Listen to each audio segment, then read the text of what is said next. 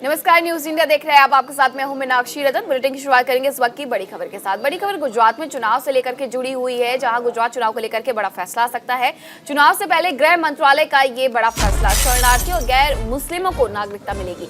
आणंद और मेहसाणा में शरणार्थियों को नागरिकता, हिंदू, सिख, बौद्ध और जैन को मिलेगी नागरिकता। जिलाधिकारियों को नागरिकता देने का अधिकार दिया गया। इस वक्त की ये बड़ी खबर गुजरात से जुड़ी हुई है। गुजरात में आने वाले वक्त में विधानसभा चुनाव होने हैं, जिसकी तारीखों का ऐलान भी आज या कल में संभव है। और ऐसे में एक बड़ा फैसला लिया गया है कि जो शरणार्थी हैं उन्हें नागरिकता दी जाएगी। हिंदू, सिख, बौद्ध धर्म के जो शरणार्थी हैं उन्हें यहाँ पर नागरिकता का अधिकार दिया जाएगा, नागरिकता मिलेगी। और जिला अधिकारियों को इसके बाबत दिशा निर्देश भी जारी कर दिए गए हैं। चुनाव से पहले गृह मंत्रालय ने ये बड़ा फैसला करते हुए कहा है कि जो शरणार्थी हैं उन्हें भी नागरिकता दी जाएगी, यानी कि आने वाले वक्त में ये भी विधानसभा चुनावों में वोट करते हुए नजर आएंगे।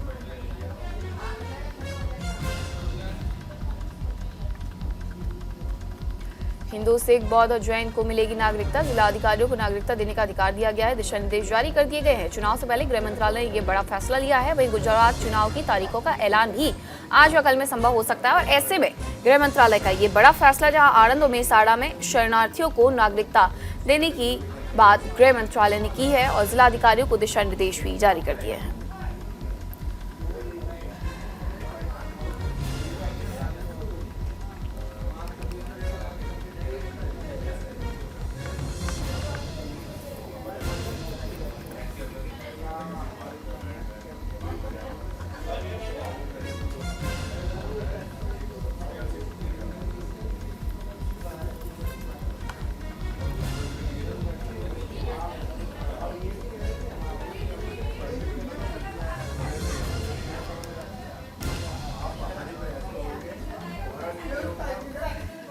गुजरात से जुड़ी एक और बड़ी खबर आपको बता दें। गुजरात में 2 नवंबर को राजकीय शोक का ऐलान किया गया है। मोरबी हादसे के बाद राजकीय शोक की घोषणा की गई है।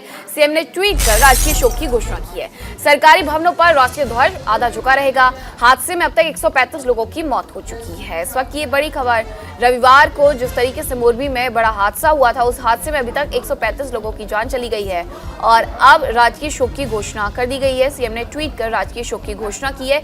2 नवंबर को राजकीय शोक मनाया जाएगा और ऐसे में राज्य में सरकारी दफ्तरों पर तिरंगा झंडा आधा झुका रहेगा। 135 लोगों की मौत हो गई है और वहीं अभी भी ये रेस्क्यू ऑपरेशन जारी है। बताया जा रहा है प्रधानमंत्री नरेंद्र मोदी भी आज मोरबी दुर्घटना में घायलों से मुलाकात कर सकते हैं और पहुंच सकते दोपहर 1 बजे के लगभग। और ऐसे में अब सीएम ने भी ट्वीट कर ये जानकारी दी है कि सरकारी भवनों पर जो झंडा लगा हुआ है वो आधा झुका रहेगा, क्योंकि 2 नवंबर को राजकीय शोक का ऐलान किया गया है।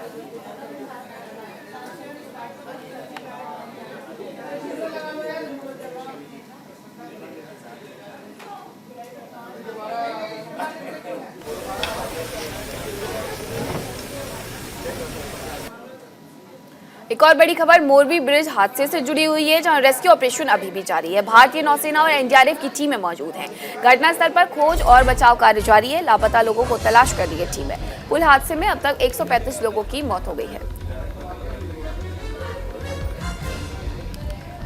बड़ी खबर आपको बता रहे हैं मोरबी हादसे से जुड़ी हुई। आपको बता दें कि यहाँ झूलते पुल में जो हादसा हुआ था, सस्पेंशन ब्रिज टूटा था, 135 लोगों की जान चली गई है। बताया जा रहा था कि 400 से 500 लोग यहाँ पर मौजूद थे और अब ऐसे में ये कहा जा रहा है कि रेस्क्यू ऑपरेशन अभी भी चलता रहेगा।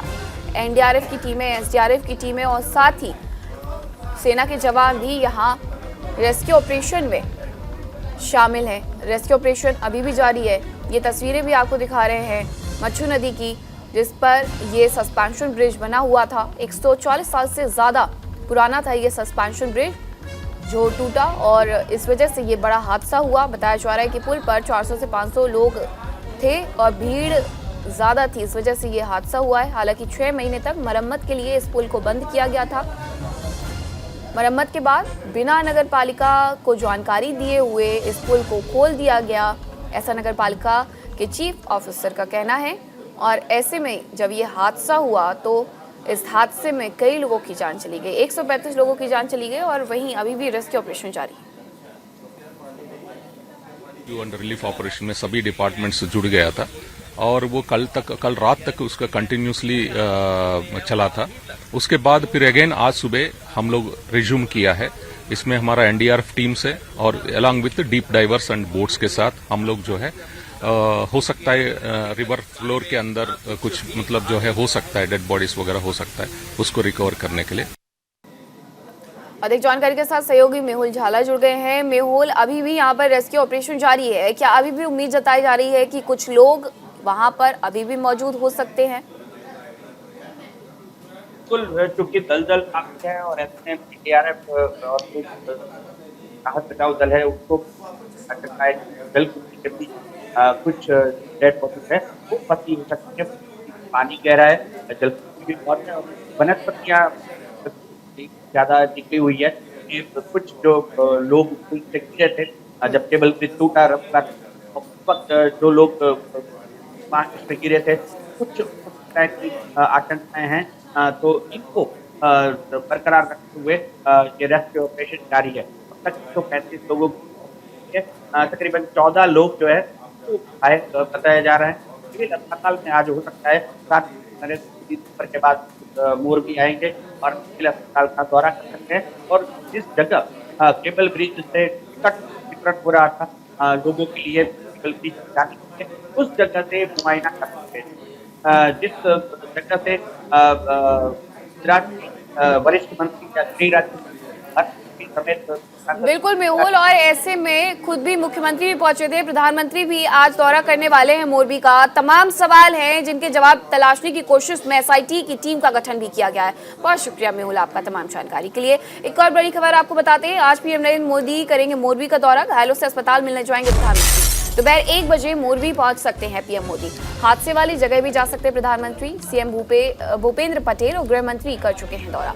इस वक्त ये बड़ी खबर आपको बता रहे हैं, जहां गुजरात के मोरबी में हुए भयानक हादसे के बाद एसआईटी ने जांच शुरू कर दी है।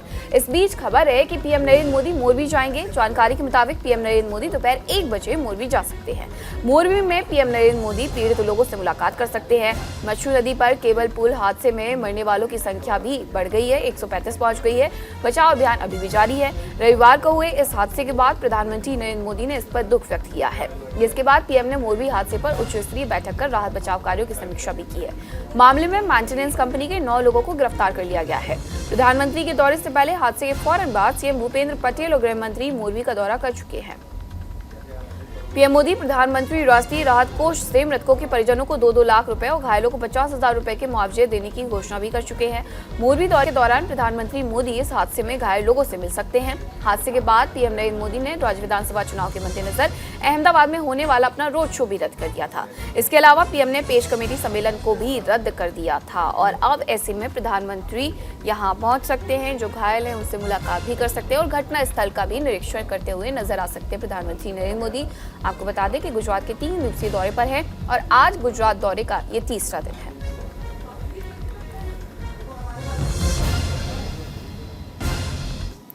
एक और बड़ी खबर आपको बताते हैं, प्रधानमंत्री मोदी के गुजरात दौरे का आज आखिरी दिन है। गुजरात राजस्थान सीमा स्थित मानगढ़ का करेंगे दौरा। बांसवाड़ा में रखे गए हैं पीएम मोदी के 3 कार्यक्रम। धूनी दर्शन और गोविंद गुरु शहीद भीलों का नमन करेंगे पीएम। कई विकास कार्यों का लोकार्पण और शिलान्यास करेंगे।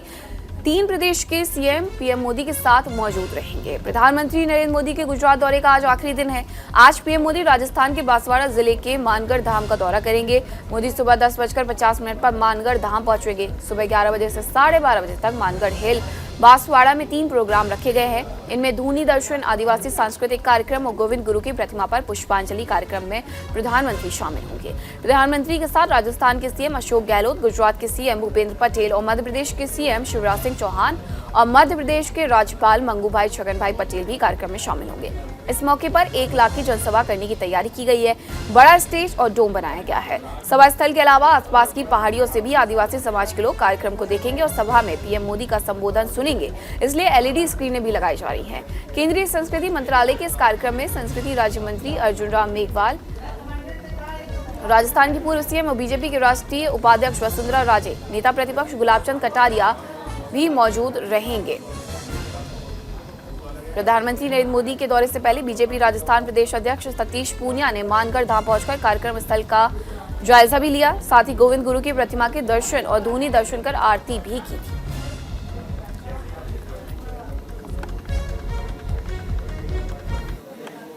एक और बड़ी खबर आपको बता दें, महाराष्ट्र की पुणे से बड़ी खबर आ रही है, जहां पुणे के लुल्ला नगर इलाके में आग लग गई है। एक होटल की चौथी मंजिल पर लगी आग। दमकल की 4 गाड़ियां मौके पर मौजूद है। होटल में आग बुझाने का काम जारी है। अब तक किसी के हताहत होने की कोई खबर नहीं है। महाराष्ट्र के पुणे से ये खबर आपको बता रहे हैं, जहां एक होटल की चौथी मंजिल पर आग लग गई है। दमकल की 4 गाड़ियां मौके पर मौजूद हैं। होटल में आग बुझाने का काम भी जारी है। ये तस्वीरें आप देख सकते हैं। ये धुएं का गुबार जो कि चारों तरफ फैल चुका है। कई किलोमीटर तक ये सिर्फ धुएं का गुबार नजर आ रहा है। पुणे के लुल्ला नगर इलाके में होटल स्थित है, जहां होटल की चौथी मंजिल पर ये भयानक आग लगी है और अभी भी यहाँ पर आग बुझाने का काम जारी है। दमकल विभाग की गाड़ियां मौके पर पहुंची हुई है।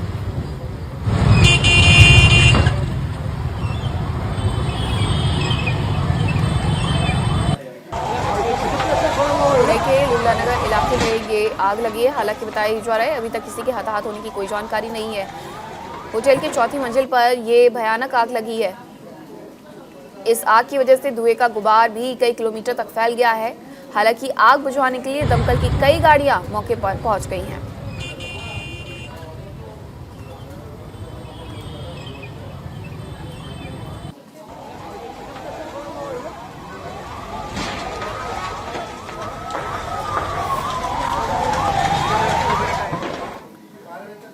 देश के स्टील मैन कहे जाने वाले जमशेद ईरानी का 86 साल की उम्र में निधन हो गया है। बीती रात जमशेदपुर में उन्होंने अंतिम सांस ली है। इस बात की जानकारी टाटा स्टील की ओर से दी गई है। टाटा स्टील की ओर से जारी बयान में बताया गया है कि स्टील मैन ऑफ इंडिया अब नहीं थे। आपको बता दें कि डॉक्टर जमशेद ईरानी को पद्म विभूषण से सम्मानित किया जा चुका है। ईरानी जून 2011 में टाटा स्टील के बोर्ड से रिटायर हुए थे। जीजी ईरानी और खुर्शीद ईरानी के घर में 2 जून 1936 के दिन जन्म लेने वाले जमशेद ने 1956 में नागपुर के साइंस कॉलेज से बीएससी की थी। वहीं उन्होंने नागपुर विश्वविद्यालय से 1958 में एमएससी पूरी की। इसके बाद वो जेएन टाटा स्कॉलर के रूप में ब्रिटेन की यूनिवर्सिटी ऑफ शेफील्ड गए और 1960 में मास्टर्स कंप्लीट किया। इसके अलावा 1963 में उनकी पीएचडी हुई।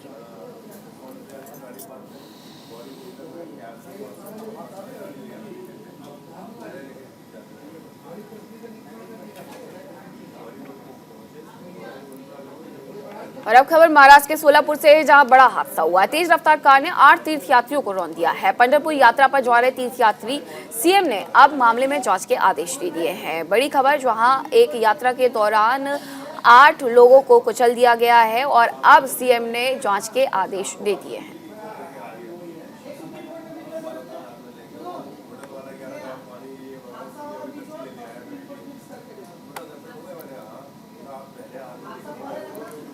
सोलापुर महाराष्ट्र की एक खबर है, जहां तेज रफ्तार कार का कहर देखने को मिला है। तेज रफ्तार कार ने 8 तीर्थयात्रियों को रौंदा है।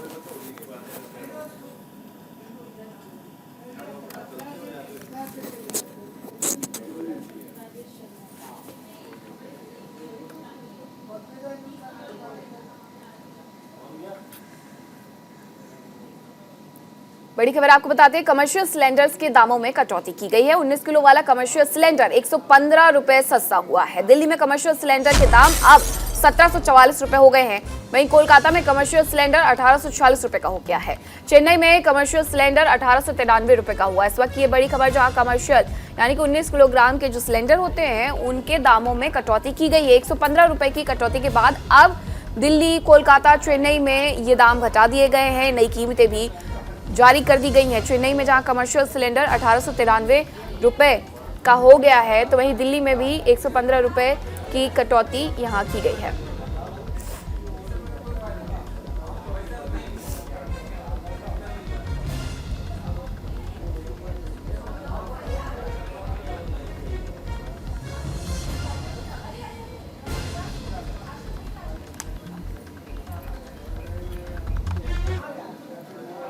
और सूबे के मुख्यमंत्री योगी आदित्यनाथ ने देर रात ग्रेटर नोएडा विकास प्राधिकरण के मुख्यालय में गौतम बुद्ध नगर की कानून व्यवस्था और विकास कार्यों की समीक्षा की। इस दौरान मुख्यमंत्री ने बीते दिनों जेवर के लुक्सर गांव के बच्चे हर्ष और उसके परिजनों से मुलाकात की। साथ ही सीएम योगी हर्ष को किडनैपर्स के चंगुल से छुड़ाने वाली जाबाज पुलिस टीम से भी मिले और गौतम बुद्ध नगर के पुलिस कमिश्नर आलोक सिंह और पुलिस टीम के 11 सदस्यों की पीठ भी थपथपाई। दरअसल करीब 10 घंटों के भीतर ही पुलिस ने हर्ष को किडनैपर से मुक्त करा लिया था और मुठभेड़ में एक किडनैपर को ढेर कर दिया था।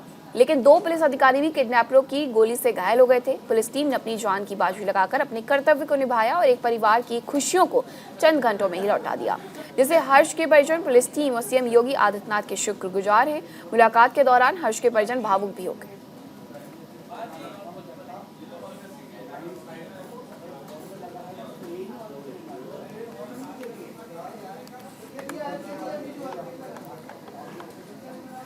उत्तर प्रदेश में स्वास्थ्य व्यवस्था कितनी चुस्त दुरुस्त है, इसकी तस्वीरें आए दिन आती रहती है, जो सरकार के उन दावों को आईना दिखाती रहती है जिनमें ये कहा जाता है कि राज्य में स्वास्थ्य व्यवस्था बिल्कुल ठीक है। आज की ये पहली कोई तस्वीर नहीं है जिसमें सरकारी अस्पताल में इलाज कराने का सपना देखने वाले गरीब मरीजों को इलाज सड़कों पर किया जाता है। आज की तस्वीर सोनभद्र जिले के चौपन क्षेत्र की बताई जा रही है।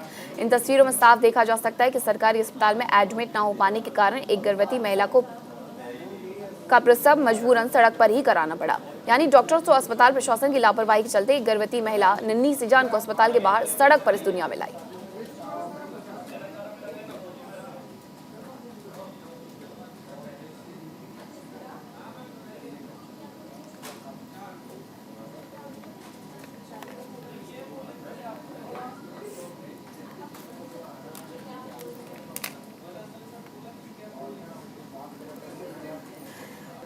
तेलंगाना सरकार ने प्रदेशवासियों को मुफ्त में दवाइयां उपलब्ध कराने के लिए योजना की शुरुआत कर दी है, जिससे लोगों को काफी फायदा मिल रहा है। हैदराबाद में इस योजना का लाभ बड़ी संख्या में जरूरतमंद उठा रहे हैं। वहीं मुफ्त दवाइयां मिलने के बाद आम नागरिक काफी खुश नजर आए। इसके साथ ही उन्होंने तेलंगाना सरकार की जमकर तारीफ की। साथ ही जरूरतमंदों ने कहा कि सरकार की इस पहल से जरूरतमंदों और गरीब लोगों को काफी फायदा मिल रहा है।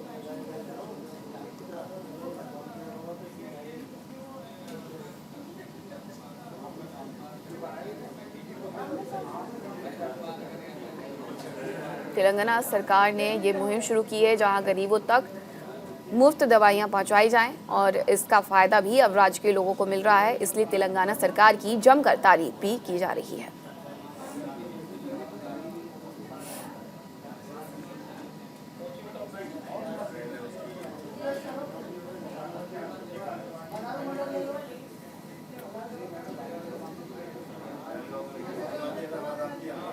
खबर केरल से, जहां कोच्चि में मानव बलिदान मामले में एक युवक ने अंतिम संस्कार के लिए अपनी मां के शव के लिए कई दिन से परेशान है। युवक ने बताया कि हम तमिलनाडु से आए हैं, मां की मौत के बाद हमें सरकार की तरफ से कोई मदद नहीं मिल रही।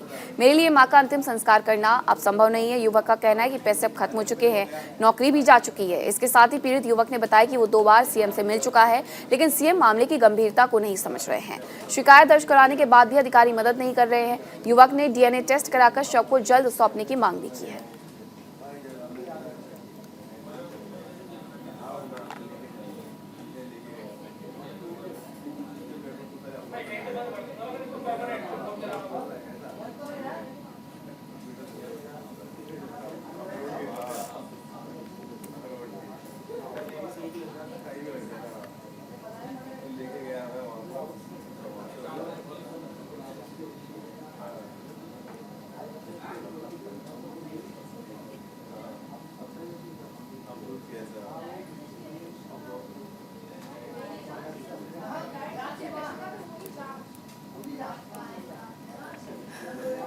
बड़ी खबर मोरबी हादसे से जुड़ी हुई है, जहां सुप्रीम कोर्ट पहुंचा है मोरबी हादसा। एडवोकेट विशाल तिवारी ने लगाई याचिका, रिटायर्ड जज की अध्यक्षता में जांच की मांग उठाई है।